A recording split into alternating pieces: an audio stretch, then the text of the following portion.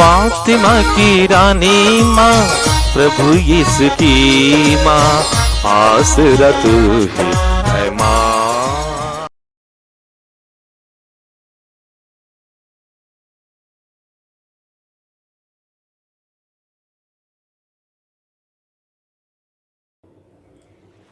पहला पाठ रूत का ग्रंथ, अध्याय 2, पद संख्याएं 1 से 3, 8 से 11, अध्याय 4, 13 से 17 तक।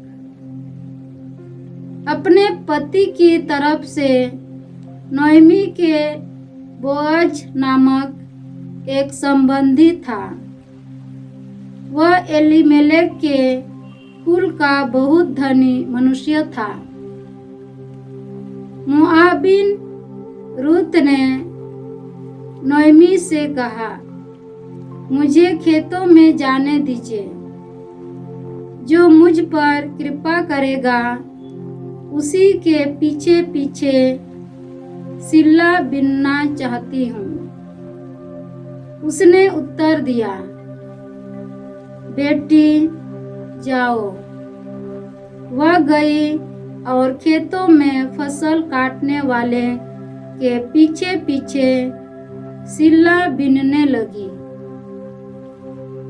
बोअज ने रूत से कहा, बेटी सुनो, तुम्हारे खेत में सिल्ला बीनने मत जाओ, यहाँ रहो, मेरी नौकरानियों के साथ रहो। इसका ध्यान रखा करो कि किस खेत में फसल कट रही है और उनके पीछे पीछे चलो। मैं अपने नौकरों को आदेश दे चुका हूँ कि वे तुमको तंग ना करें। यदि तुम्हें प्यास लगे तो नौकरों द्वारा भरे हुए घड़ों में से पीने जाओ। रूत ने साष्टांग प्रणाम किया और कहा, मुझे आपकी कृपा दृष्टि कैसे प्राप्त हुई? मैं तो परदेशिनी हूँ और आप मेरी सुधि लेते हैं। बोअज ने उत्तर दिया, लोगों ने मुझे बताया कि तुमने अपने पति की मृत्यु के बाद अपनी सास के लिए क्या किया है। तुम अपने माता पिता और अपने जन्मभूमि को छोड़कर ऐसे लोगों के यहाँ चली आई हो जिन्हें तुम पहले नहीं जानती थी। बोअज ने रूत को अपनी पत्नी के रूप में अपनाया। बोअज का उससे संसर्ग हुआ। प्रभु की कृपा से रूत गर्भवती हो गई और उसने पुत्र प्रसव किया। स्त्रियों ने नोएमी से कहा, धन्य है प्रभु, उसने अब आपको एक उत्तराधिकारी दिया है और उसका नाम इस्राएल में बना रहेगा। वह आपको नया जीवन प्रदान करेगा और बुढ़ापे में आपका सहारा होगा, क्योंकि आपकी बहू ने उसे जन्म दिया है। वह आपको प्यार करती है और आपके लिए 7 पुत्रों से भी बढ़कर है। नोएमी ने शिशु को अपनी छाती से लगा लिया और उसका पालन पोषण किया। पड़ोसी की स्त्रियों ने यह कहते हुए शिशु का नाम रखा, नोएमी को पुत्र उत्पन्न हुआ है। उन्होंने उसका नाम ओबेद रखा। वही दाऊद के पिता येसे का पिता है। प्रभु की वाणी। ईश्वर को धन्यवाद। भजन अनुवाक्य। जो ईश्वर पर भरोसा रखता है उसे वही आशीष प्राप्त होगी। जो ईश्वर पर भरोसा रखता है उससे वही आशीष प्राप्त होगी। धन्य हो तुम जो प्रभु पर श्रद्धा रखते हो और उसके मार्ग पर चलते हो। तुम अपने हाथ की कमाई से सुखपूर्वक जीवन बिताओगे। अनुवाक्य। जो ईश्वर पर भरोसा रखता है उसे वही आशीष प्राप्त होगी। जो ईश्वर पर भरोसा रखता है उससे वही आशीष प्राप्त होगी। तुम्हारी पत्नी तुम्हारे घर के आंगन में दाखलता की भांति फलेगी फूलेगी। तुम्हारी संतान जैतून की टहनियों की भांति तुम्हारे चौके की शोभा बढ़ाएगी। अनुवाक्य। जो ईश्वर पर भरोसा रखता है उसे वही आशीष प्राप्त होगी। जो ईश्वर पर भरोसा रखता है उससे वही आशीष प्राप्त होगी। जो ईश्वर पर भरोसा रखता है उसे वही आशीष प्राप्त होगी। अनुवाक्य। जो ईश्वर पर भरोसा रखता है उसे वही आशीष प्राप्त होगी। जो ईश्वर पर भरोसा रखता है उससे वही आशीष प्राप्त होगी। ईश्वर सिय्योन पर्वत पर से तुम्हें आशीर्वाद प्रदान करता रहे, जिससे तुम जीवन भर यरूशलेम का कुशल मंगल देख पाओ। अनुवाक्य। जो ईश्वर पर भरोसा रखता है उसे वही आशीष प्राप्त होगी। जो ईश्वर पर भरोसा रखता है उससे वही आशीष प्राप्त होगी। जय घोष। हालेलुया। तुम्हारा एक ही पिता है जो स्वर्ग में है। तुम्हारा एक ही आचार्य है अर्थात मसीह। हालेलुया।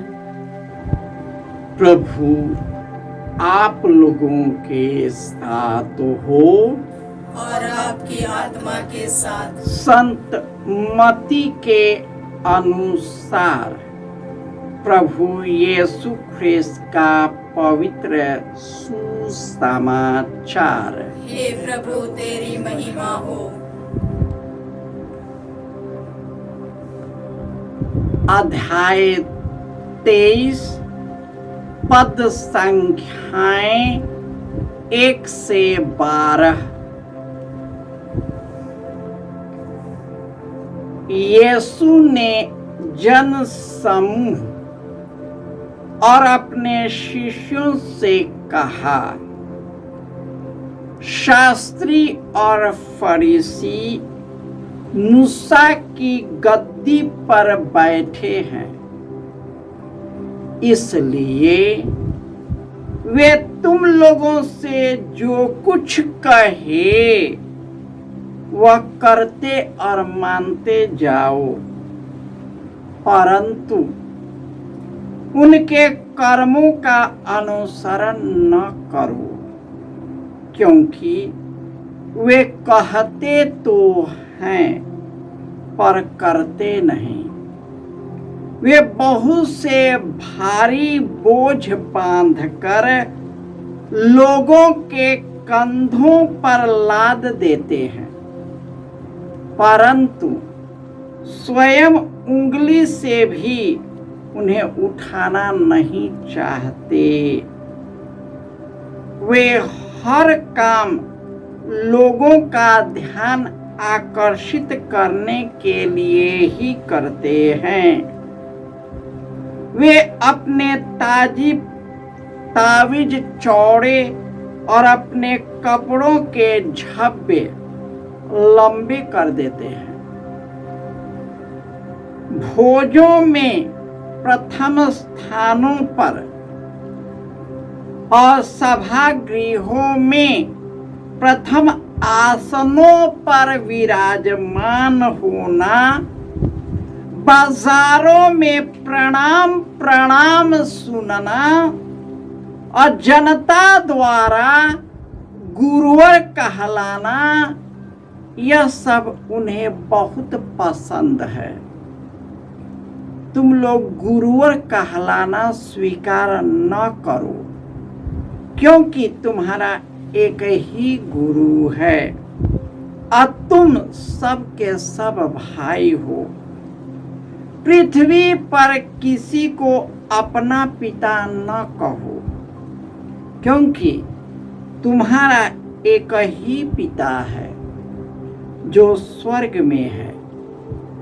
आचार्य भी कहलाना स्वीकार न करो, क्योंकि तुम्हारा एक ही आचार्य है, अर्थात मसीह। जो तुम लोगों में से सबसे बड़ा है, वह तुम्हारा सेवक बने। जो अपने को बड़ा मानता है, वह छोटा बनाया जाएगा, और जो अपने को छोटा मानता है, वह बड़ा बनाया जाएगा। यह प्रभु का सुसमाचार है। हे क्रिस्त तेरी स्तुति हो।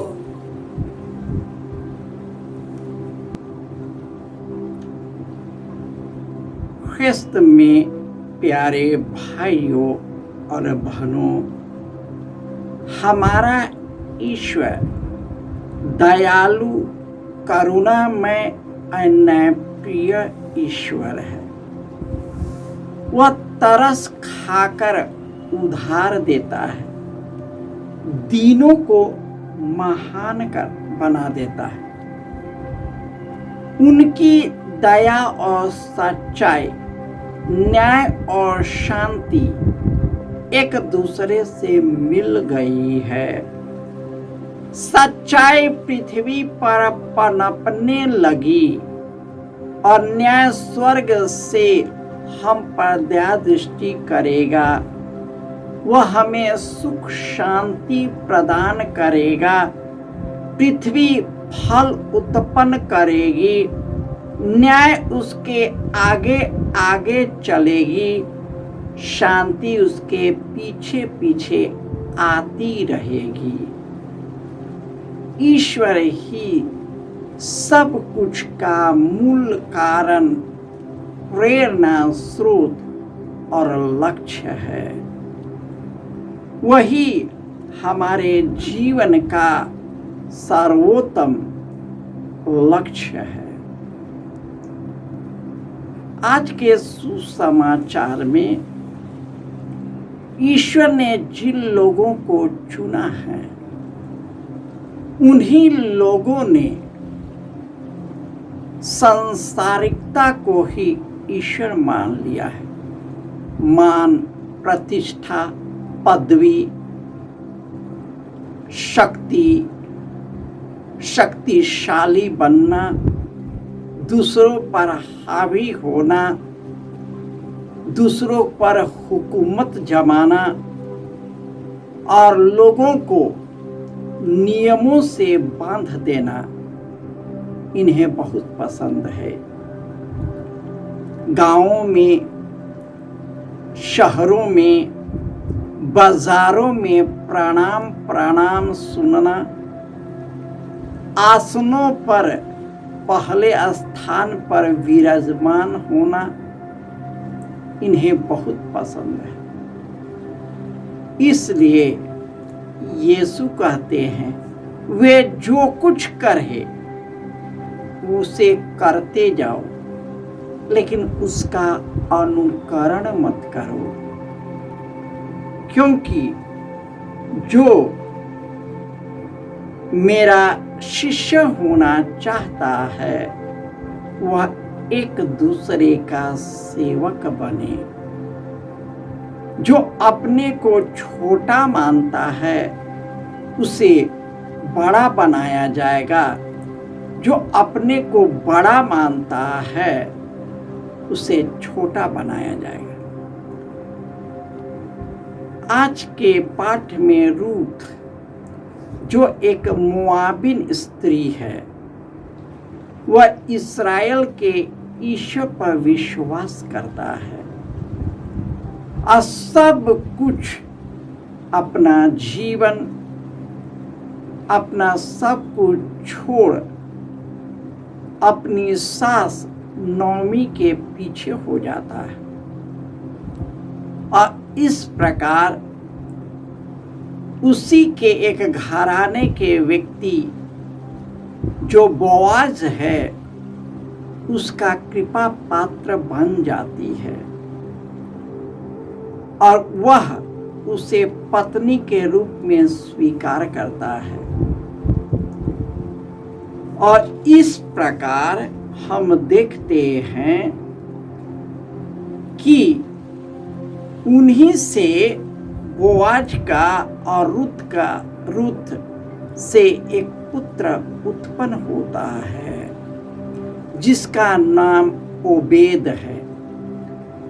वही एस्से का पिता है और इसी से दाऊद उत्पन्न हुआ है और कहा जाता है दाऊद का पुत्र यीशु।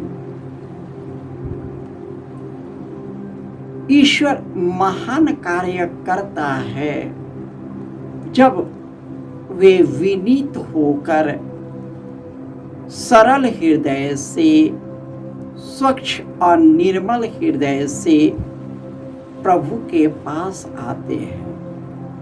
ईश्वर उनके जीवन में महान महान कार्य करता है, क्योंकि जब हम अपने आप को ईश्वर को समर्पित करते हैं, ईश्वर अपना कार्य हम में करने लगता है।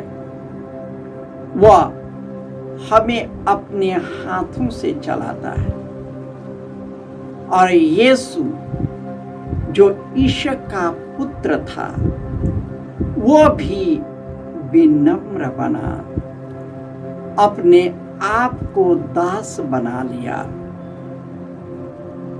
इसलिए ईश्वर ने उसे महान बनाया और स्वर्ग और पृथ्वी का अधिकारी बना दिया। हम भी विनम्र, विनीत, निर्मल और निष्कलंक भाव रखकर जब एक दूसरे की सेवा करते हैं, ईश्वर उस सेवा में हमारे अंदर विराजमान होकर हमारे साथ कार्य करने लगता है। क्योंकि ईश्वर विनीत और नम्र लोगों का परित्याग नहीं करता, जो उनकी खोज में लगा रहता है। आइए पूर्ण रूपेण सहृदय भाव से अपने आप को ईश्वर को सुपुर्द करें और उन्हीं से प्रदत्त दानों और वरदानों को ग्रहण कर एक दूसरे की सेवा में अपने आप को अर्पित करें। जिस प्रकार प्रभु यीशु अपने जीवन को एक दूसरे के लिए, हमारे लिए, पूरे संसार के लिए अर्पित कर दिया है। जय यीशु।